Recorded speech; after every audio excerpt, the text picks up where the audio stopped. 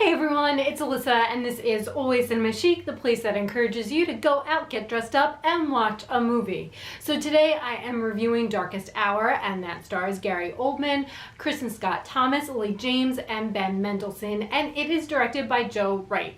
So I'll start off by saying there was a time where Joe Wright was absolutely one of my favorite directors. He had done Pride and Prejudice and Atonement, and I even really loved Anna Karenina and thought that was an underrated movie. But then he did movies like Pan, and I did not know what was going on with him. And while Darkest Hour is certainly better than Pan, I can't say that I'm still on the Joe Wright bandwagon. The movie is fine, but it is also a bit misguided, and it's riddled with cliches, and there are a lot of half-truths in the movie. There are a lot of mistakes in terms of the historical accuracy, and I feel like for a movie like this that's getting nominated for Best Picture, I just expected more. So it tells the story of the beginning of World War II, when Chamberlain was kicked out of office and Winston Churchill became the newly appointed Prime Minister of England. I really expect a film like this to have a certain degree of realism. And while, yes, there are moments that you would be expecting, so Churchill is smoking a million cigars during the movie, and he is in the bathtub whilst creating speeches that his secretary is writing down. So those are all aspects of Churchill's personality that I'd seen before, how stubborn he is. Of course, that's incorporated in the movie, but there were a lot of scenes where I thought, there is absolutely no way that this happened in this way. So I will give you one example, and I really don't think it's giving anything away. So this is a moment where Churchill really had to figure out, did he want to have peace talks with Hitler, or did he want to fight, which of course would put his country in great danger. So there's a part where he's in the car and there's a lot of traffic, and he just gets out of the car, he runs downstairs to the underground. There's a funny moment where he can't read the map and he has to ask someone for help. And very quickly when he's on the tube, everyone realizes that he's the prime minister. So he starts talking to the people to get their perspective of what he should do and what his decision should be. And so he asks, the whole tube, should we fight? And then this one little cute girl steps forward and she screams, fight! And then everyone else comes forward, and then they're all on board and everyone's super excited. And I saw that scene and I'm like, there is no way that this is real. And really, that's what the movie felt like. It just encompassed the whole feeling of the film. It's a bunch of cliches intended to arouse great feelings of patriotism and pride to all who are watching it. I guess if this movie was maybe marketed as historical fiction, then I might have enjoyed it a bit more. The film is also shot in a very vintage way. So you have this kind of red, maroony, brown, yellow color palette where the colors are actually muted, but they're saturated at the same time, and all of the edges are a bit faded and worn looking, and there's something incredibly pretty about this style of shooting, but that's the exact reason why I thought that was the wrong way of filming it. So for a fictitious story, I think this kind of cinematography is beautiful, but for a story that should be very gritty and realistic, I wanted a much grittier way of shooting. This felt like a postcard, and the idea of a historical time period being so momentous and kind of beautiful, and looking back on it quite fondly. And instead of showing the very real situation that Winston Churchill was in, I felt like everything was very pretty and cliche, and I didn't really like it. And then by contrast, you have a film like Dunkirk that came out where it's beautifully shot, but everything is quite gritty the way that they shoot it. So whether you were in the air, on the boats, on land, you felt like you were right in the middle of it, and nothing was pretty because nothing that was going on was pretty. So it didn't makes sense to me to shoot in that traditional Joe Wright way necessarily. And that moves us on to the performances. So all the performances in the film are quite good, but I would say the problem with that is this is the Winston Churchill show, so you're really not getting any character development for anyone else besides Winston Churchill. So you could say Kristin Scott Thomas playing his wife definitely does give many layers to the role, but none of the other characters are developed in any kind of way. The performances are quite good, but they're just not really developed characters. But that brings us to Gary Oldman and the Oscar nomination. So I will say this, it is an absolutely transformative performance, and he's an excellent actor who really does provide subtle depth to the larger-than-life personality that was Winston Churchill.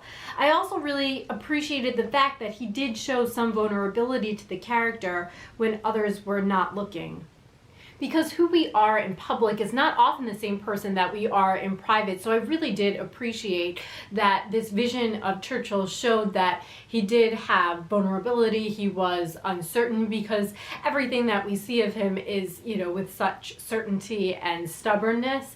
And I like that Gary Oldman really recognized the fact that no person is ever one way, and he did add these kind of subtle touches that made the character. But with that said, it is not my favorite performance of the year. It's quite a good performance, but it's very difficult for me to find when someone is mimicking a historical figure.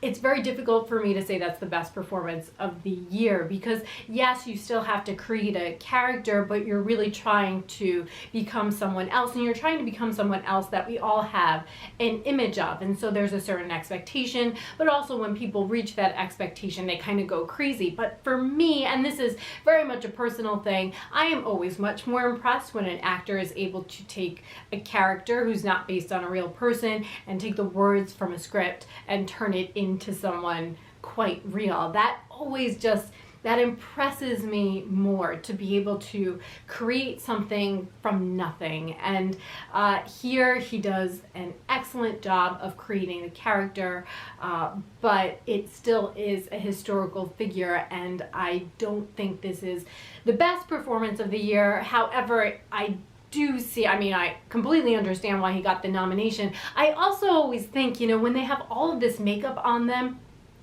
well, that's really transforming them as well. And when you have makeup that looks like that and makes you a bit heavier, I also think it's a lot easier to bend over, because you sort of become the person that you look like. And I think it enhances the performance to have such incredible makeup, and that is one thing that I would say. The makeup on this film is absolutely brilliant, and when Gary Oldman wins the Academy Award, let's be real, he better be thanking the makeup artist, because they gave half of his performance to him. But I don't want anyone to think that I hated this movie. I didn't. It was a good movie. It was just not a great movie. It was pretty. It tells about a very important time in world history. It does give context. I like that Dunkirk came out the same year, so that you had kind of the different perspectives of what was going on, and that made it interesting to see what was going on with Dunkirk from the other side. But at the same time, the film really was riddled with cliches in terms of the storytelling. Even at the end, the last scene, it gets a little like football-y, rah-rah feeling, for me, at least personally.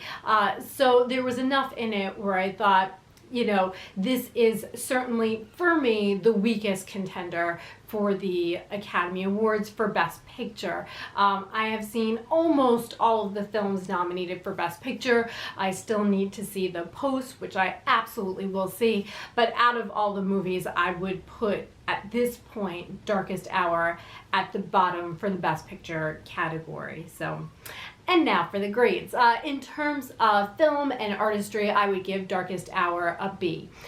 There is nothing wrong with it. It's well made, but the historical inaccuracies and this sort of prettying up of some historical events hurt the artistry of the film. It is quite pretty looking. I don't know, should it have been pretty looking? But the performances are definitely worth watching, and you should see Gary Oldman as Winston Churchill so that you will have an opinion on this performance. I love Gary Oldman. He is an incredible actor with almost everything that he does, and then sometimes I think he's not recognized as much for performances that I was maybe even more impressed with. So once again, it's all personal preference, but it's not a poorly made film, and you're not going to leave it saying, I did not like this movie. I think most people will enjoy this movie. Now, for me, in terms of watchability, so this for me is how much I enjoyed it. I would give Darkest Hour a C+.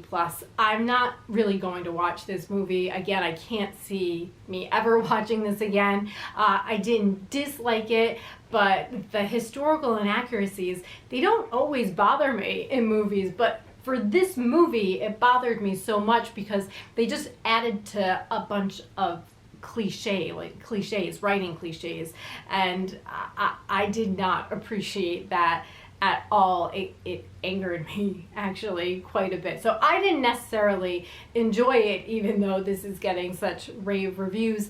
It's not a poorly made film, but in terms of that writing structure, it bothered me throughout. Also the fact that a lot of characters were in no way developed except Winston Churchill. So if you've seen this movie, I know a bunch of people are going to disagree with me about this one, and that's okay. Just be nice about it, please.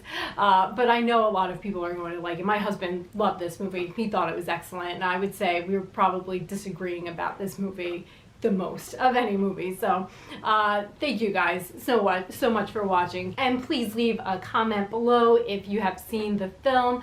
Please subscribe to this channel if you like what you see. I know that you guys know everything's going on with YouTube, so if I can just get to that 1,000 subscribers, then all will be well. I feel like I'm getting there. I'll get there eventually. But thank you so much for watching, and remember, it is always in fashion to go out, get dressed up, and make it a cinema chic night. Bye everyone.